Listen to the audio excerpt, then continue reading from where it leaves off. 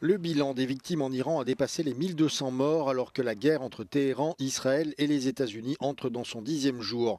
Dimanche, des incendies massifs ont eu lieu à Téhéran après des frappes aériennes visant d'immenses infrastructures pétrolières proches de la capitale.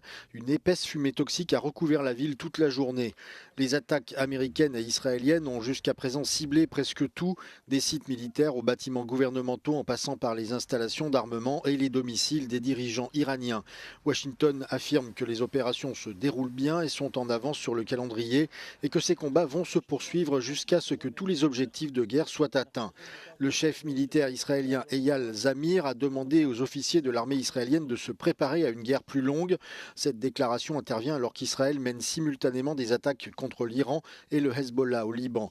Ces frappes ont visé plusieurs zones du pays dans la nuit de dimanche à lundi, y compris la capitale Beyrouth, dans ce qu'Israël qualifie de position abritant des membres du Hezbollah et des infrastructures. Selon les autorités, un demi-million de personnes ont été déplacées par les combats.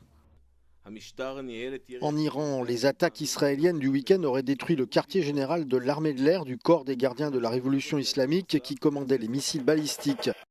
Pendant ce temps, les frappes de représailles iraniennes continuent de viser les voisins du Golfe, ciblant les bases ou les intérêts américains, mais aussi des zones civiles. Beaucoup ont qualifié ces attaques d'imprudentes, le Qatar allant même jusqu'à les qualifier de trahison.